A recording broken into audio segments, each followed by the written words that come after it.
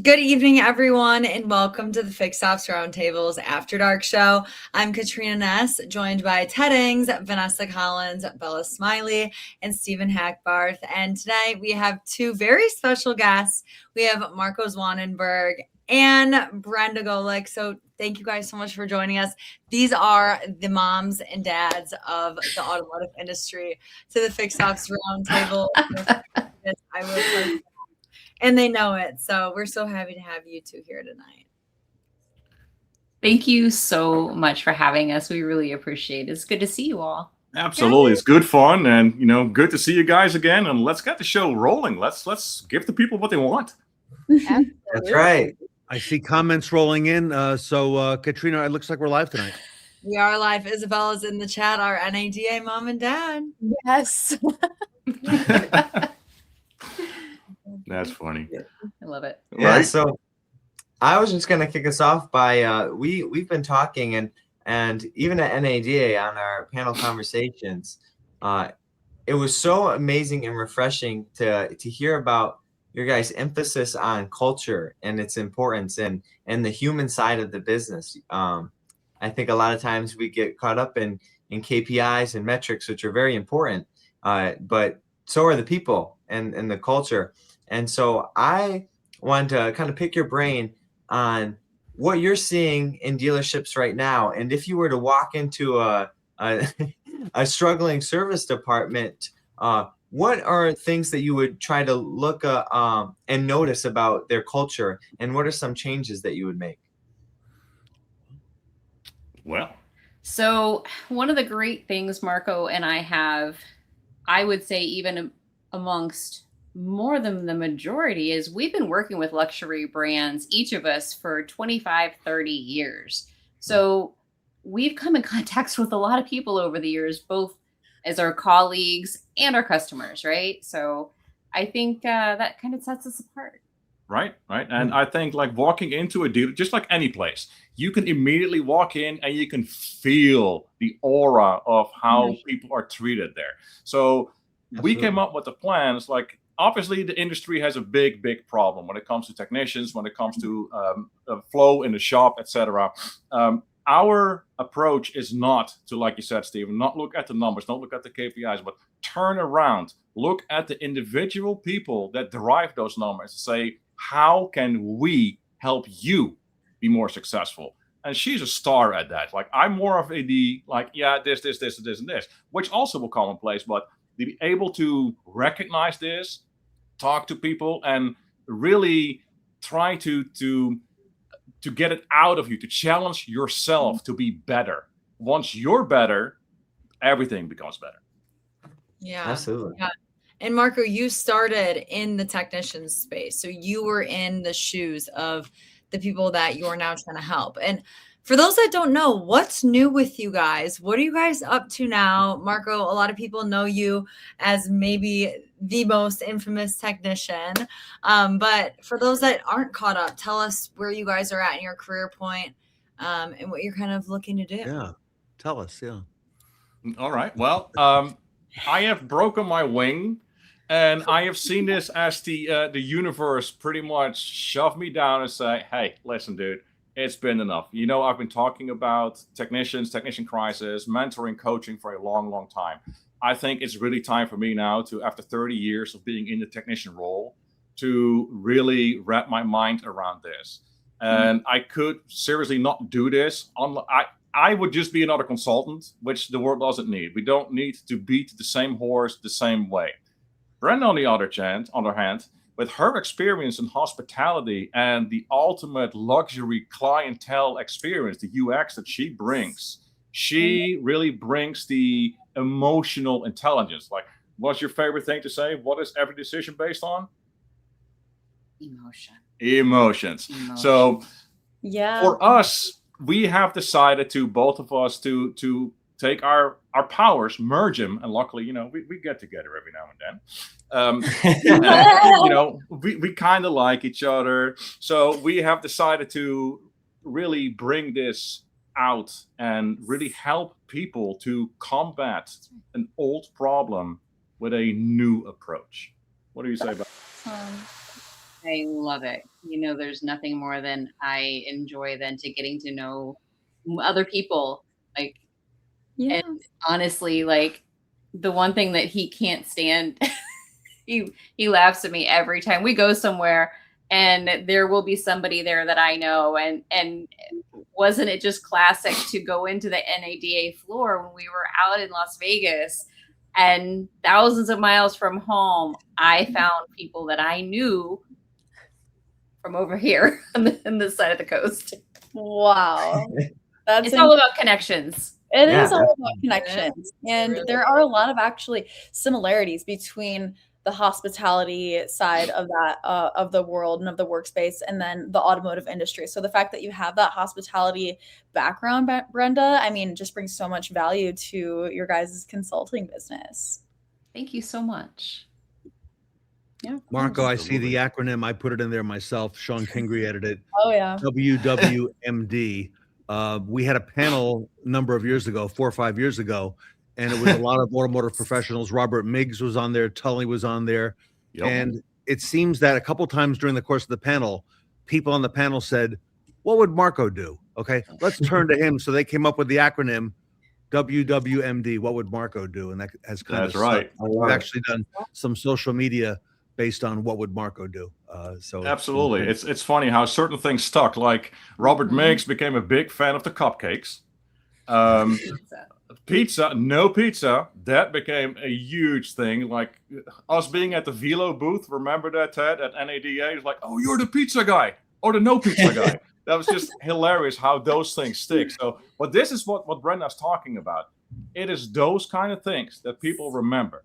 So if you're able to plant that seed on an emotional basis to where they will actually remember what you're trying to do, you better them. And with bettering individuals, you better the whole organization. And Tony, I don't know if you saw Tony's comment just now. Yes. You quoted a book, The Unreasonable Hospitality is one of my absolute favorite books. It speaks to my heart on so many levels. And it's what I've been taught over the years. And it's what I absolutely love to use as examples for other people. If you've never read the book, pick it up. Right. Shameless plug. Love it. So after being around automotive for so long, what were your guys' first impressions and how has that evolved over your time being spent in automotive? So I have seen the role of the technician change from the perception of we are an uneducated, dirty bunch, easy to replace, we're dumb, we're just a bunch of grease monkeys swinging wrenches, right? So for a long time, the solution to more profit has always been throw more technicians at it, right? Well, guess what? There's no more technicians to throw at them. As a matter of fact, you don't have even enough technicians left to throw at your current problems. So what I have seen as the whole industry shifted is that the technician came from the background all the way to the foreground. Look at all the MPI videos that we're making right now. We're making true connections with our customers. Another thing that I'm noticing, and this is, dare I say, has shifted over the past year. Dealerships that are under leadership, I said leadership, not management. Dealerships that are under leadership, they are changing their role to sustainability. Not sustainability as in, let's go plant a tree, but sustainability as in, hey, let's keep that tank. They're actually coming up with things outside of the box to keep the current technicians, better the environment for them, and thus, again, you better the individual, you better the organization. Love that so much. Well, thank you, dear. I don't even know if I can follow that up. Can you speak to the differences between, because that's one of the things I've loved that you've always talked about is the difference between a manager and a leader and just how important that distinction is. Can you speak to some of the major differences that highlight someone that's a leader and not just a manager? Wow. Oh, absolutely. I think one of the top things is being challenged in a good way, obviously. Not, hey, we have to hit these numbers, blah, blah, blah, right? Like being challenged on a more personal level, right? Like, you want to go on another cruise? Okay, well, how can we make that happen, right? Right. Yeah, exactly. You speak to people on a more personal level and you get a different different set of answers, right? Absolutely. It's all about what motivates them as a person. And, you know, a lot of it might be money. They're going to work to make money, but what's behind that money? Like, are they saving up for a new house or for a new renovation within their home or for their kids' school? You know, everybody has their own different motivators. So, Absolutely. Yeah. And if I can build on that real quick, Vanessa, the difference, first, let me go back to you, Stephen. The difference between leadership and management leads almost by fear. They are very short-sighted. They want to plant a seed now and immediately reap the benefits of that seed, the shade, the fruits, whatever. Yeah. Leadership will keep planting seeds everywhere, different kind of seeds for different seasons, and they will foster growth of whatever they are planting. They have such a vision to look deep into the future and not just look at the bottom line today or tomorrow, what is the best for them. Leadership branches out and makes it a we thing, as for management makes it an I thing. And to come back to the money part, Vanessa, it's like, Sean Kingery, I made him almost fall off of his desk chair when I said it's not about the money. You can pay me $1,000 an hour, but if I need Xanax, no plug, to get to work, it's not worth it. My mental health is so much more important than any kind of money you can pay me. So this is another part of our business scope, our business model. We want to change your organization from goal-driven to purpose-driven. wow. Not everybody will agree with the goal, and usually the goal is set by management. If it's a purpose-driven organization, if I give you a purpose in an organization and you fulfill that purpose, you feel good about yourself. Yeah. So your goal becomes your purpose. So it becomes individual. We always say like, oh, we're a team. Yes, we are a team. But an engine, it could be fast, it could be strong, it could be loud. There are so many different moving parts in there. It's not just one part. So you make a purpose-driven organization happen. Now you have everybody buying in, and that will just push you beyond limits that you've never seen. Absolutely. And the difference between the two being goal driven and purpose driven, or management versus leadership, that makes or breaks culture. And, you know, obviously with the leadership side, fostering a better culture, and then it's the domino effect from there, and your customers will be able to feel it, because if your employees are happy, then they're treating the customers much better and giving them a more, you know, better experience. Absolutely. And the customers do feel it. When you have a connection with them, when you purposely go out of your way to have that connection, smile, give them a genuine compliment, it goes so far. And guess what? Then you have retention. Yes. Mhm. Love it. Brenda, I love all these ingredients, these elements, Brenda, and I love what you have brought to the table with this, because I think that's what you're talking about now has been the missing ingredient for a long time. So congratulations to both of you. And Marco, you mentioned in the green room that it's not just about the numbers. Do you want to share that? Because I think that ties into exactly what you're saying right now. Yes. So the reason why we are taking a different approach to an old problem, you will see a lot of, and there's great consultants out there, don't get me wrong, but there is something for everyone. So looking at just the numbers, it will give you a generalized idea of what's going on. Do your numbers really tell a true story? They don't. You can tell that the department is lacking in some point, but why? So we will go after the why. We will walk in, it's like, hey, sorry, but how can we help you do better? Not the company, you. I care about you. Forget about your manager that's sitting up there. For now. Of course, I won't tell that to the manager, because at the end of the day, he signs my check. But so looking at we all need metrics. Metrics have a place in everything. We cannot measure how successful our approach is. We cannot measure and determine an ROI for our customers if we don't have metrics. But don't just stare yourself blind at numbers.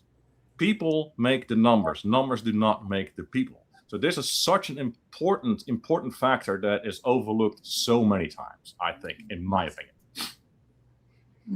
What do you say? Well said. Well said. Yeah. And what's one action item that our audience can take away to kind of help improve that culture right away? Like, what's a good first step if you recognize that within your organization something is missing? And what's one improvement you could make to that culture?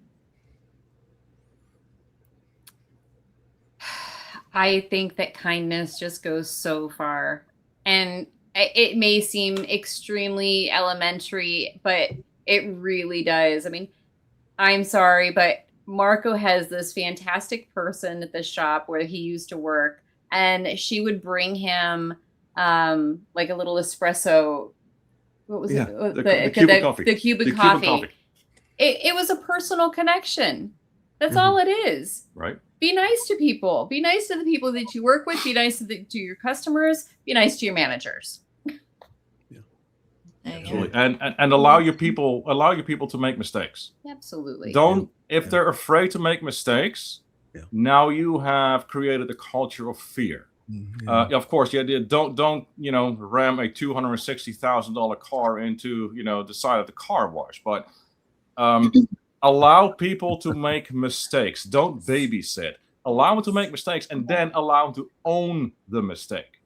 And another very simple thing that you can do is give your employees just a little bit of an allowance to buy little things for customers. Like leave a little thing in their cars. Like, hey, thank you for allowing me to service your vehicle today. Something personalized, something that they can think of. Like what she likes to do, she listens to people, and she has a collection of the little things that she can give them that will match what these people are going through, what they're wanting to do, what their mood is at. So just by listening and then being able to cultivate that and go like, hey, you know what? If I do that, will be remembered for a long, long time. And now you've created retention of not just your customer, but your employee. That's right. Yeah, it goes back to exactly what Vanessa was saying, and Brenda as well. It's all about kindness. And when you're kind to your employees and you give them the opportunity to be kind to your customers, it's a trickle down, it's a domino effect. It really is. So on a larger scale in dealership operations, where do you see the need for improvement? Do you see the need in management and in leadership? Do you see the need in general kindness? Where do you guys, is it a specific, stop in the flow of operations, or where do you guys see the future headed, and where do you see large improvements that are able to be made? Questions. Great questions. Great. Big questions. I don't know. I think it varies. I think it's all individual, right? You have no idea what you're going to walk into. Every dealership's going to be different, right? I mean, you have no idea who's going to greet you. You have no idea who the porter's going to be, the tech is going to be, the salesperson's going to be, the general manager's going to be. You have no idea what they've been going through. You have no idea what kind of empathy has been shown to them, right? You have no idea what walk they're walking until we go in and find out and just start asking some questions and figure it out.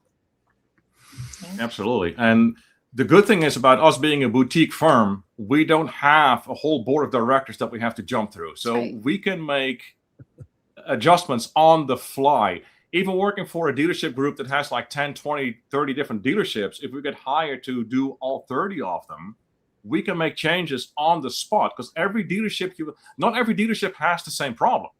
Yeah. Some dealerships have hardly any problems. Like I know of dealerships that I wouldn't even dare calling because they're doing great. I can learn from them. So the thing is that we don't chase the money, we chase improvement, personal, culture, and the dealership itself. And I think that shows all by itself. So is it management? Sometimes. Is it the lack of communication between management and lower tiers? Absolutely. Is it sometimes the general manager, the dealership principal, or the group owner?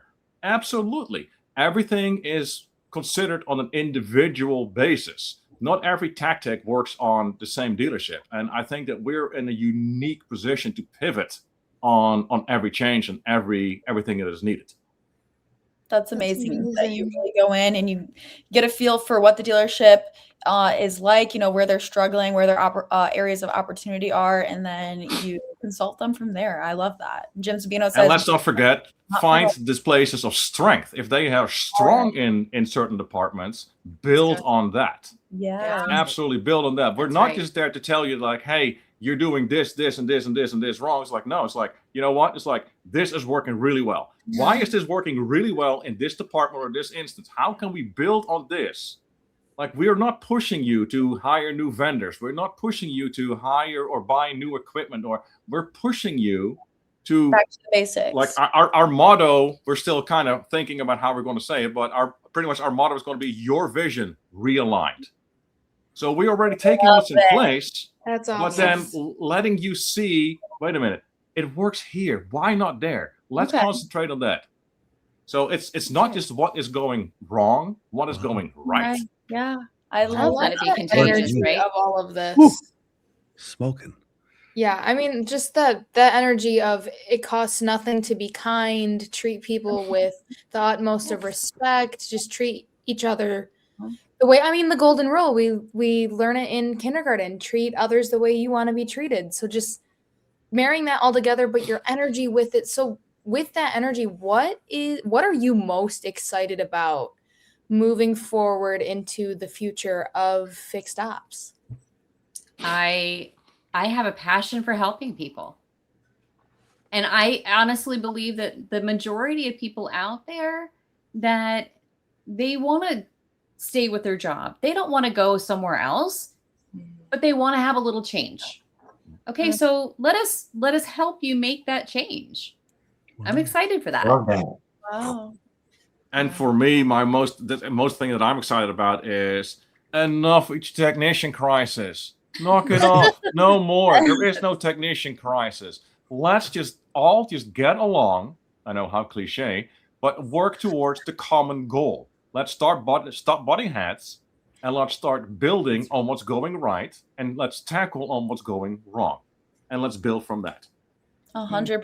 And you said it for one of the first times that I've heard it, and I've heard that perspective at our pop-up event in New York City last summer, how there's not a technician shortage. There is a issue with management and how these dealerships are treating the technicians. And I know in the green room we were talking about it, and Ted said that's the first time he also heard that perspective, and that kind of shifted things for us. So talk a little bit more about that. Well, let's look at our friend. It's all about the hours, Mr. Tolley. And let's look at how his operations ran. You guys were at Bozert, right? Yeah. Did it seem like they had a lack of personnel? Absolutely not. What is the difference between those two and dealerships that continuously cry, whine, and complain that they have an issue finding and keeping technicians? This brings it right back down to the difference between management and leadership. People like Ed and the Bozert company, people like Tully and the Nilo company, they get it. They absolutely get it. And it works. So those are the kind of companies that, hey, I want to visit just to learn from them. And then take that and spread it out over the rest of them. Like there was one point at NADA, I forgot which panel it was, Ted, but I said again, coming back to the dealerships that are under management and dealerships that are under leadership. Sometimes you can't fix the managed dealerships because the few higher ups are just all about the bottom line. Yeah. All you have to do is be patient because those dealerships will go under and they will be bought by dealership groups that have leadership. So I love we'll it. get there. Wow. We'll get there. One dealership at a time, but we will get there. That's Yes. amazing. So, Marco, now you're saving the world not one car at a time, but one dealership at a time. You know what? Yeah. I think I'm Hopefully. switching it to one person at a time, Ted. Ah, One I person love at a it. time. There you go.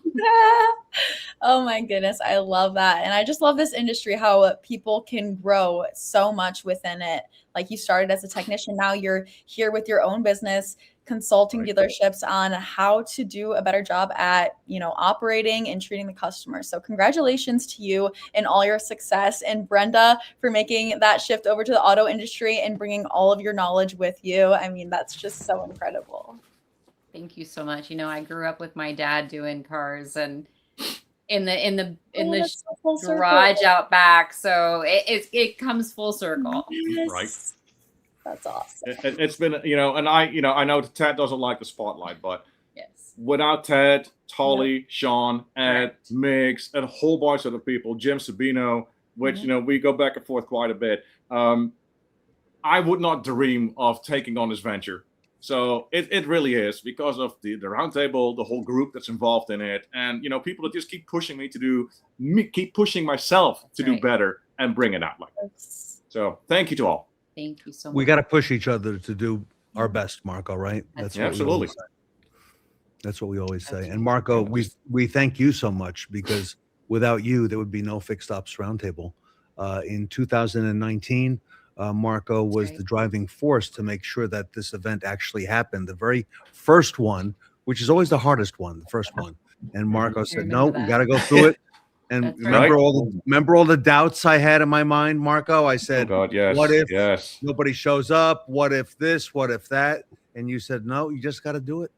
And they're going to come. And exactly. And now I got to do what I told you. I just got to do it. I just got to push through it and make it happen. True. Yeah, you got to have faith. You got to have that leap of faith, Marco. And absolutely. Once you believe in yourself, people see it and they say, "You know what? I believe in that as well." And they're coming along. And you know what you don't have today, you'll figure out along the way, right? And it gets better and better. There you go, Marco. You need a cake. I can make that happen. Awesome. That'd be fantastic, Jim. I love it. I love it. Awesome. Let's For do it. marketing purposes. Just a picture in a cave. Steven, I think we got to get a hold of Laney to put Marco. Absolutely. Oh, we're still cooking them out. We love it. I see that coming like tomorrow. I have what you shared about taking risks is very inspiring. Can you leave us with something like, what advice would you give to somebody that might be hesitant to take a risk? And what's your mindset whenever you're faced with a tough decision or a big step in your life? What could you leave us with for advice? As your NADA parents, come on. You got to take the risk. You have to. You only live once, right? Mm-hmm. It's very cliche, but it's so incredibly true. Yeah. It means you got to be our NADA parents next year too, by the way, in Orlando. Absolutely. All right. It's our backyard, Ted. I mean, we'll be there. So, for sure. And what does Ed Roberts say? The only risk is not taking one, right? And if you don't fail, if you're not failing some of the time, then you're not doing all you can. You can't be afraid of failing, and you gotta put it out there and take the lead, right? It's leadership. One life. And stop thinking. You'll think yourself out of every idea, every plan, every time. Stop thinking. Just do it. That's right. Just do it. I've had mentors that have walked beside me throughout my career, and it's the only way that I've been able to evolve and challenge myself. So, when you think people are nagging you or bragging or whatever, just hear them loving on you, hear them encouraging you, hear them pushing you because they see it in you. That's powerful. That's awesome. That's powerful. That's so true, Brenda. That's exactly Thank true. you. Yeah, that's very true. Can't be afraid to take the risk. Speaking of which, Marco, we appreciate all you do for the industry, and I know we're going to see you coming up on the road.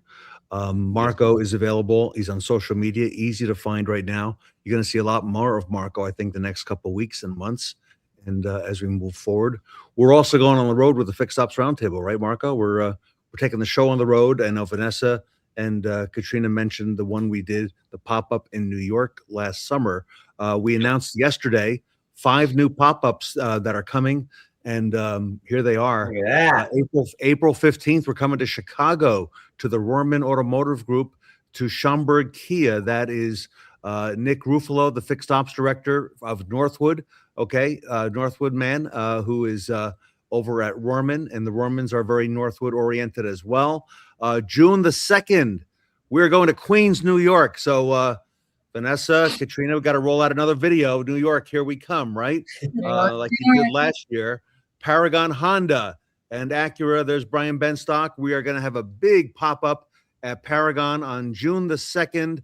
That is already like massive number of people are coming to that already. I don't know how we're going to fit them all in, but we're going to. June the 10th, the next week, we're coming to the Nilo Company in California with Tully.